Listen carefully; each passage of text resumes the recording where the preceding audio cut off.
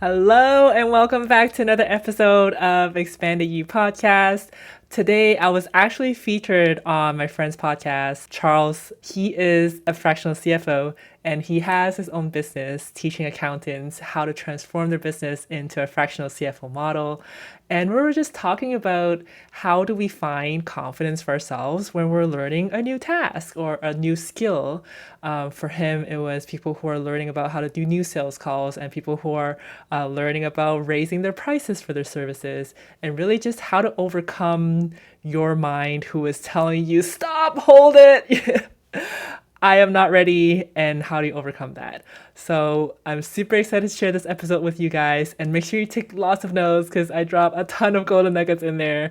So without further ado, here's the episode. What's up? Welcome. I'm Charles Leikauf. I'm here with Suzanne Lee. She is a success coach that helps entrepreneurs find more confidence in themselves so they can become the entrepreneur that they've always dreamed about. Suzanne, so awesome to have you here. Thank you so much, Charles, for having me. So excited to be here too. Perfect. So I know I actually met you at a personal branding event, almost about a month ago or so. And so I know we've been talking since then, and you and I talked about a couple of different things. A community of people who are fractional CFOs or want to become fractional CFOs and grow their accounting firm. And we talked a little bit about confidence. And the reason why I want to bring you on here and talk with you is a lot of people in my industry struggle with that. So I would love to hear just a general background on you and your story and where you are, when you came from, and then we'll dive into the whole confidence and fear and kind of overcoming that. So give us a little background on you, please. Yeah, absolutely. So I'm super excited about this topic because I love to serve like the professional kind of industry. Mm-hmm. So I studied in engineering, and I can totally relate to long hours of studies, and you want to put up a professional front. Yep. And you want to like not talk too silly at work, and then you have to put on that professional, character in the office, right? And I can totally relate to that. And I was one of those before, and I just didn't see myself in corporate for the rest of my life. So I kind of just started Googling alternatives to corporate one day on my couch because Google knows everything. So all these business ideas started popping up, and I never dreamt that I would be in business by myself. I thought I would just be in corporate and be an engineer all the rest of my life because that's what I was taught by my parents is go get a good degree, go get a good job, and then you're set for life, right? That was how I was raised, and never would have thought that business for me was very risky and I'm not that risk averse and I'm very safe and I'd rather earn a good salary. Exactly. It's scary until the pain was just big enough that I cannot stay in the corporate world for another 30 years. And so I just started Googling, and all these business ideas started popping up in my social media feed. I love Tony Robbins, so Tony Robbins popped up in my social media feed, and it was a ticket to see Tony Robbins for like $20. I'm like, Tony Robbins for $20? Usually his tickets are like $1,000. I'm like, bye. And then I drove to Atlanta to see him in person for the first time. And it was just the kind of how I started my whole journey of finding my own self-confidence and really backpedaling on those stories that I've been telling myself. I'm not good enough to be an entrepreneur, or I'm not fit to be an entrepreneur. All these things that we tell ourselves, I learned from Tony Robbins that these are just stories and beliefs and lies, basically. And we're running a programming in our head that prevents us to get to where we want to be or to really tap into our potential of what we can actually achieve for ourselves. And that's why I love this topic of finding that confidence. So when I left my corporate job, I started in real estate investing. So I was doing what was called wholesaling, very similar to kind of how agents help people find houses. I was finding houses for investors, basically. And so there was a lot of training on being on calls and calling people and scripts of this is how you should talk to them. And I'm guessing it's quite similar to kind of some of your training, Charles, of how you train the CFOs. It's the script that you can tell them. So I remember I was probably 6 months into the training. I still haven't done a deal, still haven't done a call, basically. Oh, no. And then one day I was talking to my own success coach, and he was telling me, tomorrow's the day. Tomorrow you have to make 25 calls. And I'm like, 25 calls? I haven't even made one. How are you going to do 25? Exactly. And I was the type, think about typical engineer sitting behind the computer, not talking too much to the people. Mm-hmm. And I'm supposed to call random people on the phone. Oh no. And I remember when I first started, I had this list in front of me. I'm like, I'm ready. I have my phone numbers. And then I was dialing on my phone. And before I could even hit the dial button, I'm like, oh, I'm hungry. I need to go to the kitchen and get some food. I couldn't even press the button. And I lingered on like that for at least a week, if I can recall correctly. My coach like, okay, that's it. You have to make 25 calls. And I'm like, holy crap. I have to report back to him after I'm done. What I did was how to find my own confidence to do that is I did what Tony Robbins taught us is to tap into our physiology. Mm-hmm. And what that means is basically kind of use your body to move the body. Very similar to why do we feel so much more energy after we work out? It's because we moved our body, because we use that body. So it started to create more energy. And so one thing that I learned is stand up at my desk. And that gave me an immediate emotional shift in my mind. So from the fear to use that body of standing up to give me a little bit more confidence. So I was just there standing at my desk and dialing down the list of 25 numbers. And I remember when I did that, I was like, holy cow, this is actually really fun. Like before I would be like, don't pick up, don't pick up, don't pick up. Right? And it's like voicemail, yes. So is the only thing different you decided to stand? Like, was that it? That was one of the first things that helped me the most. I want to share a little bit more kind of what else I did after that to give me even more confidence. But really tapping into the physiology is the quickest way to change your state immediately. Just like why people tell you is like when you're tired, just get up and go take a walk. The reason is because you're moving your body. And so very similar to kind of when you're watching TV on the couch and you're like, oh, I need to get that pen from my bedroom. And then as soon as you get up, you're like, oh, what did I want it to do? Like, why did I get up? Immediately forget. Exactly. And the reason it happens because we change our physiology by getting up. So it changed our emotional state. And so using that potential in our body just to use it to our advantage. It's like, no, I'm just going to stand up. And then right now I'm also standing up. And because you're standing up, you can actually use your voice a little bit more. And you can tell on the phone if you're confident or not. So you just use your voice differently as well. Okay. That makes total sense. So it sounds like you engineering firm, working, crushing it, maybe being crushed by work, a little bit of both. And you're like, all right, how do I get out of this? And it seems like you found yourself in real estate somehow. Right. And you did a bunch of training. And so you did training for 6 months before you called anyone? Is that what I'm hearing? Probably. I'm trying. Yeah. Maybe even closer to a year before I actually started calling. So I started the training when I was still at work. And then because I was doing it part-time, I wasn't fully putting all my energy into it. And then it was actually, yeah, you're right. It was 1 year since I started the training. And it was only when I left the corporate job that I really took it seriously to start calling people. Wow. So it took leaving your job to like almost force you to call those people. That must have been really scary for you if it took that level of like, oh, I don't have a job. Maybe I got to get some money rolling in the door. Like, or there's these things called bills, or I don't know, whatever your situation is, but I'm sure there's a fire under your butt at that point. Yeah. Yeah, exactly. And that's exactly why I decided to leave the corporate world, because I needed to add some fire under my butt to get things moving. Because I always wanted to do this. If I have to make this successful, I had to put myself against the wall so I have no backup to fall back into. What's the phrase? Burn the boats, right? If I'm gonna, what is it? The Vikings are gonna invade England. They burn the boats. So there's no going back. We gotta go. Exactly. So you and I offline part of this, we talked about like, say I've helped people kind of get a bunch of calls set up for their business, their accountant who wants to sell some fractional CFO. Maybe we show them a way to get some traffic, some leads in, they get some calls in their calendar, and then they get scared.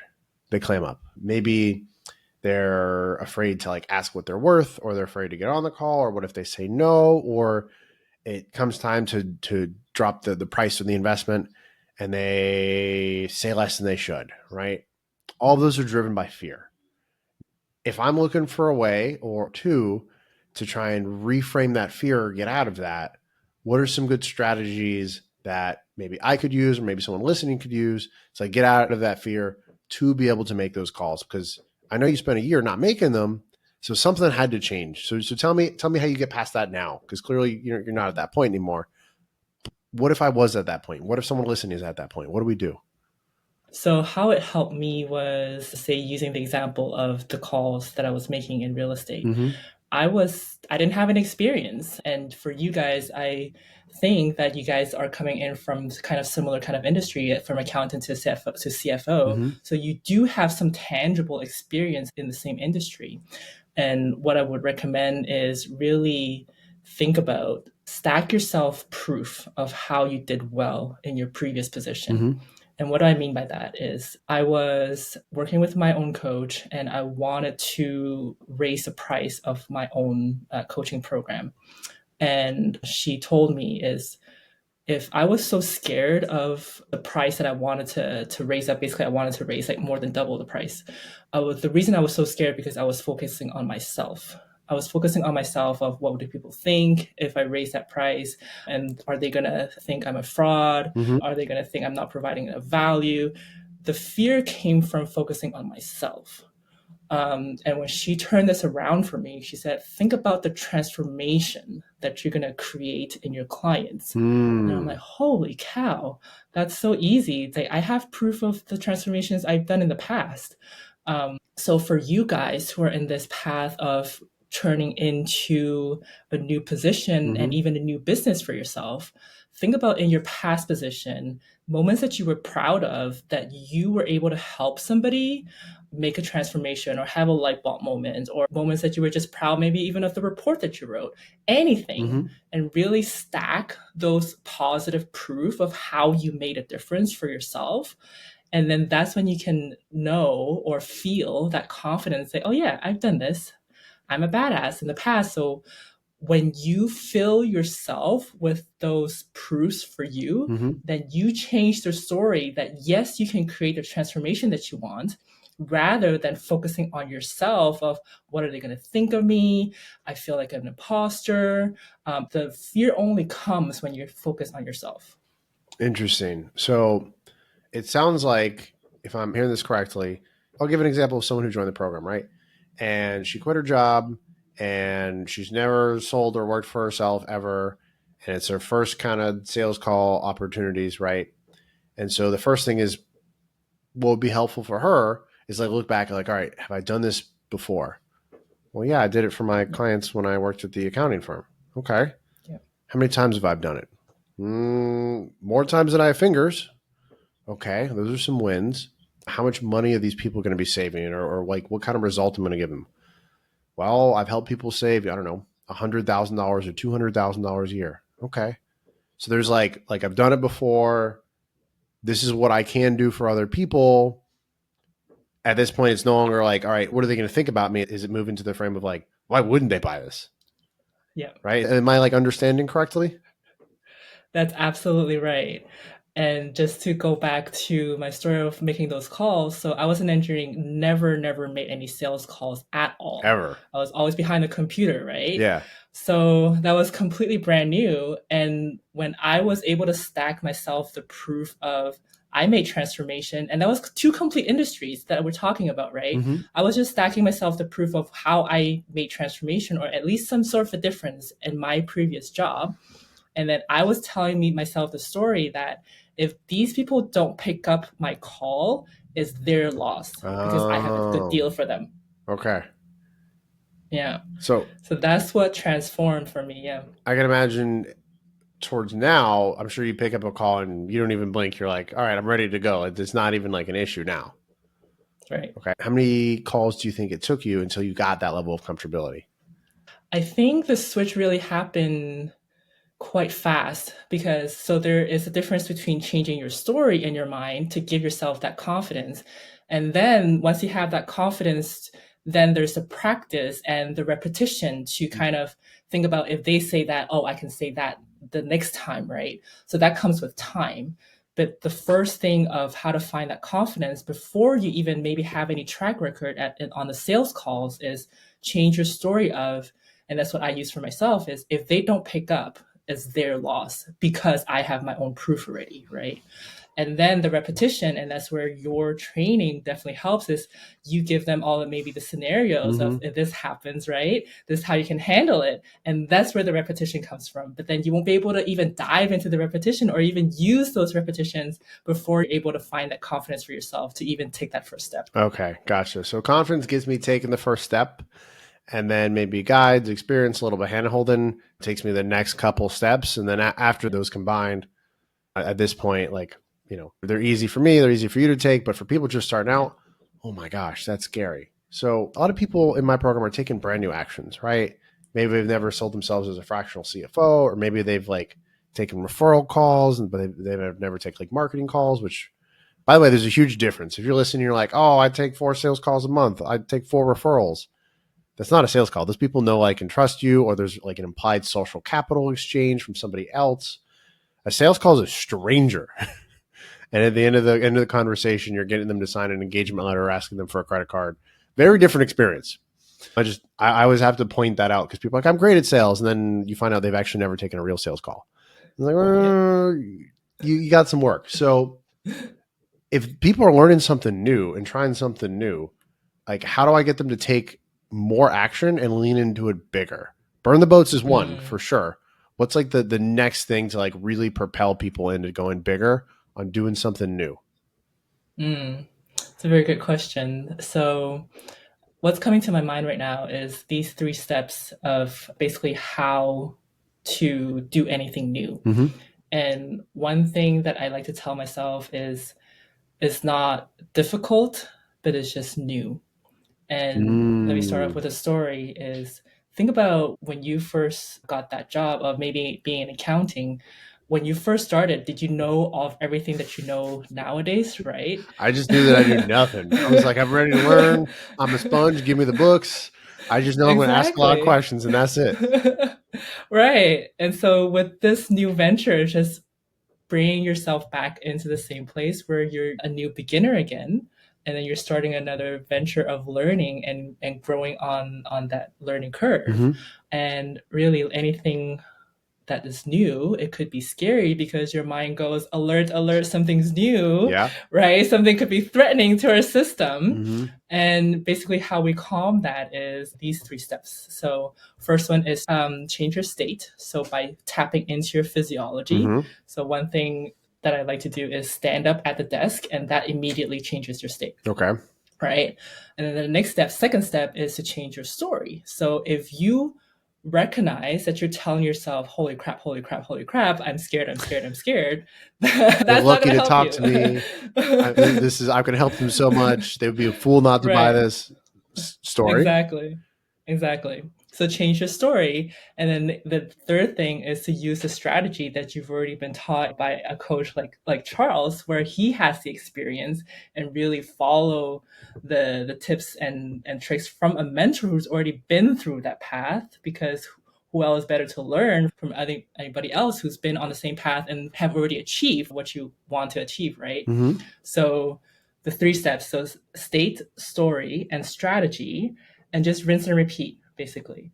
Every time that you hit something that you're fearful of, something that's new for you, recognize that your state needs to be changed first, right? And then the next thing is really tap into the story that you're telling yourself in the head.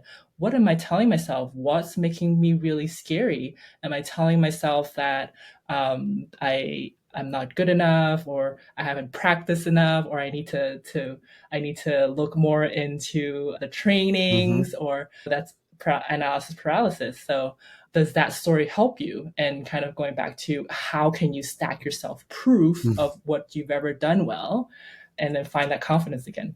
Okay, perfect. I love that. I love the S cubed. So state, story, strategies.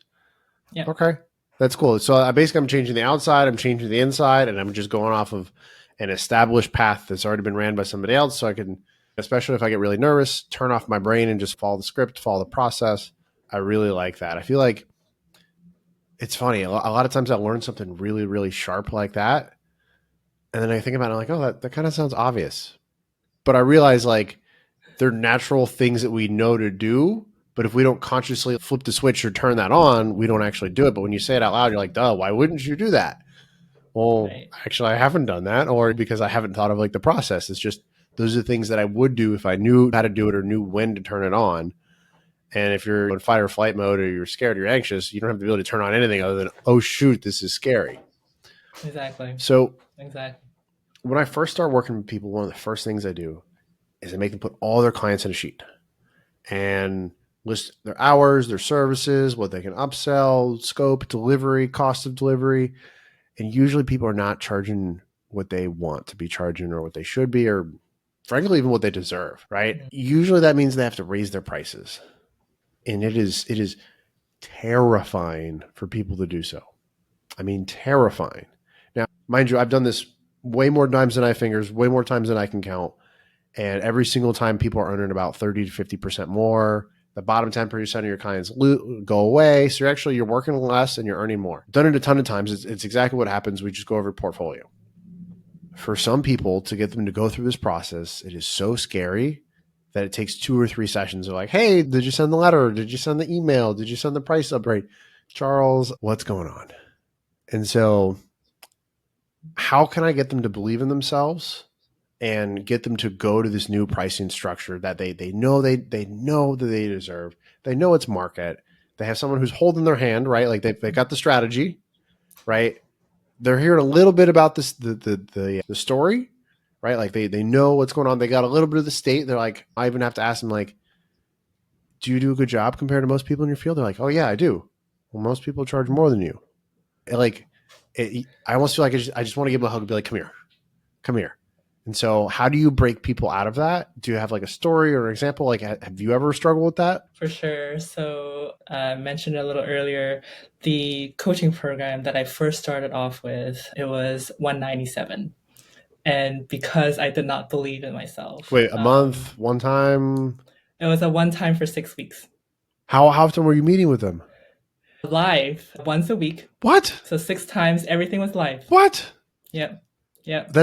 That's like $6,000. Not. Okay. All right. So We all start somewhere. That's fine. Clearly, it's not the case now. I might need to rinse and repeat what I'm about to tell you, but I want to be vulnerable and really kind of tell you guys how I started. I've been coaching people around me, my friends, my colleagues, my employees for years, because once I learned these tools, I felt so natural and so compelled to just use them. To anybody who comes up to me and say, hey, I'm having issues at home or whatever, wherever, right? Yeah. And then when I first started in the business to actually charge for coaching services, that's the price I came up with, $197. And I remember my friend, he bought my course out of the thinking of, I'm just going to help her, support her, but not really wanting to know what I was supposed to teach. But he still supported.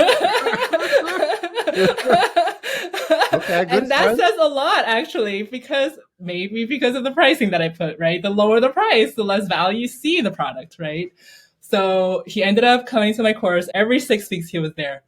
And the feedback that he gave me was so overwhelming. He's like, Suzanne, your course is beautiful. And the transformation that he even received, like he's a very high level, very advanced kind of mindset guy. He's done so many of his trainings. So even I thought, like, what is he going to learn from me? Mm-hmm. But when he told me, he's like, oh my God, like you showed me things that I didn't even think about before.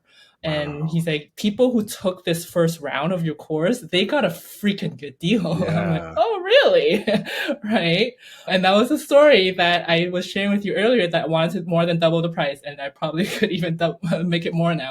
So now the price of the program is $497. And that was more than double. And I was freaking out. Mm-hmm. I was telling my coach, I'm like, I don't know. I was like, I was even thinking, should I do $397 or should I do $497? You negotiated with him. I don't know. I don't know. And that was really what's going on in my mind. And that's what my coach shared with me is focus on their transformation, right? That the result that you already have. And another thing that she really helped me understand is the price does not define you as the person. Yeah. You are priceless. And I'm getting goosebumps as I'm saying that. Everybody is so worthy to receive $1 million or more. There's no price to you and your experience and your knowledge and your patience and however you serve your clients, right? That is priceless. We cannot put a number to that. And we have to look at it to dissociate the price number to your own personal value. Right. And when I learned that, I'm like, okay, well, even if I were to put out an entry level, I don't know if you guys do that in your funnel, like an entry level kind of maybe a lower price to for a newer lead, and then increase the price up that way. And I'm like, well, even the lower price doesn't define me because I'm priceless. So that helped me understand that whatever number that I put out has nothing to do with me. And so that disassociate that connection to that number a little bit. But yeah, that's how I did. I doubled my price, and I think I can still increase it a little bit more. I'll just reuse what I just told you guys. That's the cool thing though, is like every time you start something, like I first started doing what I was doing, and my first client, I charged a lot. I didn't want her. Right. I was a fractional CFO. I was like, oh, I'm too good for this. The small business can't afford me. Let me show you how smart I am. It's going to be $7,500 a month for 3 months paid right now. And she's like, okay. Oh, wow. Shoot. All right. Maybe I figured out something. I realized like I said the most absurd thing that I possibly could ever say in my mind. And she was like, great. How do I pay? Wow. Yeah. What? What? Excuse me? And so I didn't have any attachment to price because I didn't think it was real. I didn't think someone would pay me to do that. Like, granted, I had a really good job and earned well above that every month, but this was like a small business, and I've never like at that time sold fractional CFO services to anyone else. And really, like, someone convinced me to go take the call and was like, maybe you can help this lady out. And I just want to tell them, told you it wasn't worth my time. And so it's funny. Price wasn't connected like to me, but it was because I thought that was absurd. I thought that who would ever pay that? Because it was like 5 hours a month worth of work. Like it was not bad. They got a really good result, and that's why they said yes. But the actual like effort was low on my part. I just was using my brain and not my hands. And so that was like one of the biggest transformations for me was people buy results, and maybe the results are part of me or my story or some of the background. And so that's the only way I got into charging higher prices. And when I think about it, the amount of value that someone receives, regardless of whatever they pay, is always well above that. So nobody's ever upset afterwards. They're always like, oh, this is good. I would do this again. And so getting past a lot of that barrier when people do have thoughts about prices or whatever they do is really hard. And so I got there accidentally, but it still took me a while to realize, like, not only was I worth that, but also like the dollars aren't attached to my value as a human. My value as a human is, can I help? Can I serve other people? Am I a leader in my community? Not, do I have lots of zeros or no zeros in my bank account? And I think oftentimes we forget that. And now that I have more zeros than I used to, I actually care about those zeros a lot less. It's more like, how can I help someone else? And so I totally get what you were saying. I really appreciate kind of having you here. How can people find out more about you, right? Like they'll be like, I want more Suzanne in my life. Like how do they get a hold of you? So my Instagram handle is _Suzanne Lee. And I'm sure Charles will put it in the show notes somewhere down in the link below. And one thing that I wanted to share a little bit more as I was listening to your story is, if I were in your shoes where I would just put out a price out there and then somebody accepted, immediate thought to me was, holy crap, how am I going to deliver it, right? I mean, that was not number two. That was number two. Number one was wow. Number two was, oh, shoot. Yeah. Oh, shit. Now I have to deliver. You got me. And then as I was thinking through, I'm like, how am I going to answer that question? And what you just mentioned is perfect. It's focus on the value that you bring to the customer, right? And one thing that I'm also learning as well is like, create your price. Say your price is $1,000, and I think you guys' prices are even higher. And think about the value that you bring. You're supposed to bring 10 times more value to the person of however you're going to help them. And I think just like what you were saying, Charles, is by you focusing on helping them and forgetting about like kind of like the reward that you're going to get in the back end, that's what's going to help you bring the value to the people. And that's the value that they're going to perceive from you because you're a good listener, or because you care about them, because you truly want to help them in their financial situation. So I think that's a good point of like just focusing on the value that you bring to the customer. Yeah. Thank you. I appreciate it. So it was awesome to have you on. Would love to have you come back on again. maybe some things for inside of the community that I run. If you want to get a hold of her, just _ Suzanne Lee on Instagram. If you want more information, content like this, you can look me up, Charles Leikauf or Profit Surge Group, Instagram, or the URLs for either one of those. Well, thanks, guys. Yeah. We will see you later. See you later.